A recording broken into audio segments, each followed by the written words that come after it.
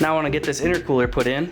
I have two nice fat hoses from Timothy White Hose Hustler again, and those will be great. Those are part of the intercooler system.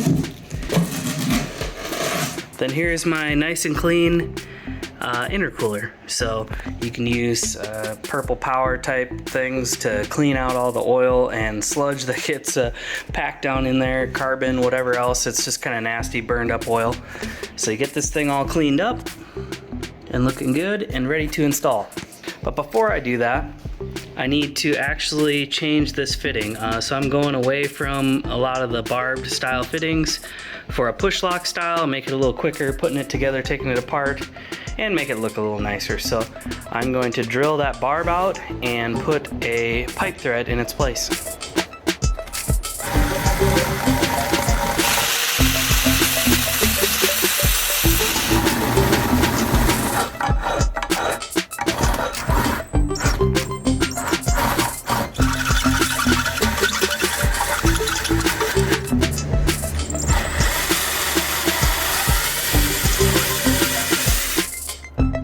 Alright, so the sleeve pulled out on an 11/32 drill, so we'll see, it might be too big for 1/8 inch MPT.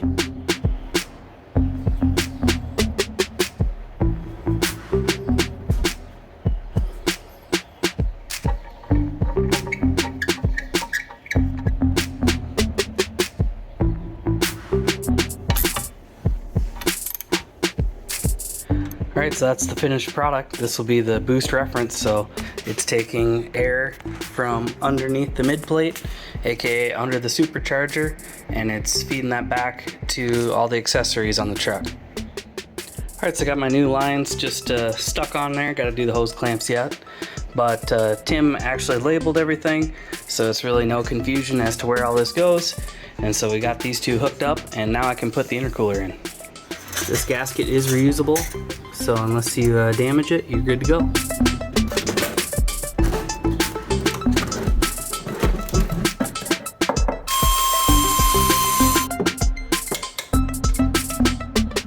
Alright, the next item of business here is the ice tank. I got my intercooler in with my nice big hoses. That should help flow, and so we'll have a nice big tank here that I can put ice in. This is the JLP street tank, I believe. It has a reservoir for windshield washer fluid, so that's separate of the actual tank here. And so you just attach your pump and some of the lines there, and then these are the drain and the two lines in and out for the tank. JC Customs makes one too. I'm sure that it's a quality unit as well, but I've had this for like two years now. Bought it, never got it in, and now it's finally the time.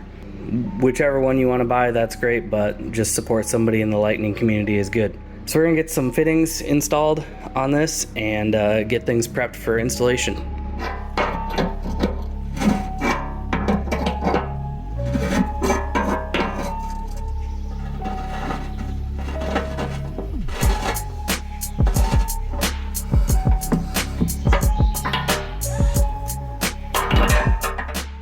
Alright, so I got all my fittings into my ice box here. I did use thread sealant, although I rinsed most of it away with brake clean, so everything looks pretty good. I actually ended up redoing this very first one that I did because I wanted to sink a little further into the threads. It was kind of hanging out like it was only using a couple threads, so I just re-tapped actually every one of the ports and cleared out. Just went a few threads deeper because I just didn't like how it was like stabbed out a long way. So now I'm gonna go ahead and get the washer reservoir pump put on there.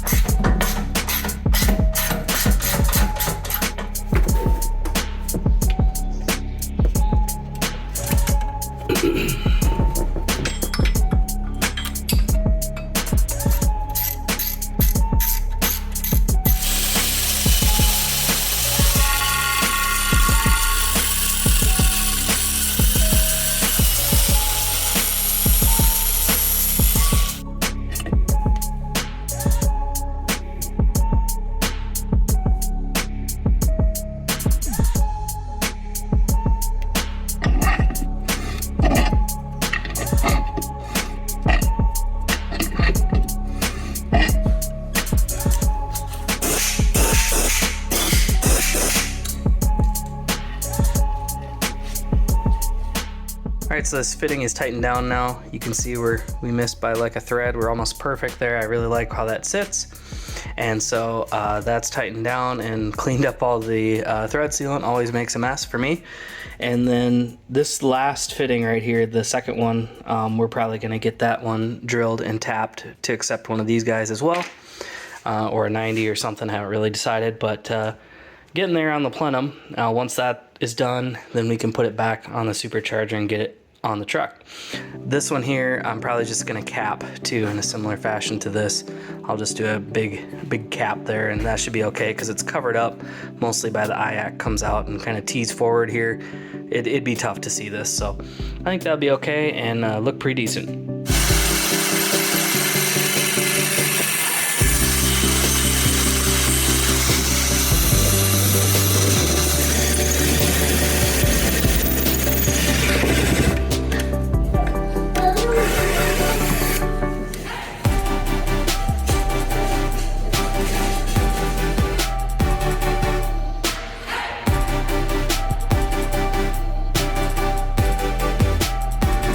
Alright, so I was about to put my boost bypass actuator on, and I realized that I think this thing is crapped out because you're supposed to be able to push and then hold your finger over the port, and it's not supposed to come back against that spring.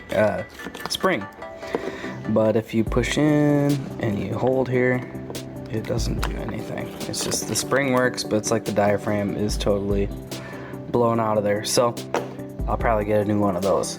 But for now, I'm gonna get this RTV'd and put the plenum on top of the blower. All right, I got some RTV put on there. You don't need a lot because obviously those are machine surfaces and it should sit nice and flat. So I got my bolts and let's get this thing put on there.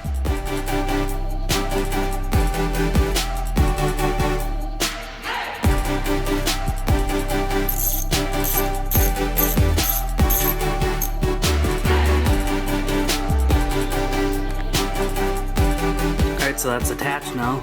I had a little seam of RTV poking out the back, just a little bit. Wipe that off, and then you can see right there, just barely poking out as well, all the way across the front.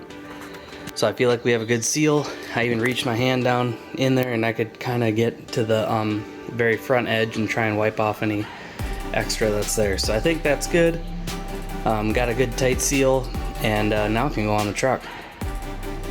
Alright, real quick, I'm going to get this belt put on too, and that's the accessory belt, so that would be the inner belt on a Lightning. And these HD belts, I kind of like these green belts. They seem to last a while.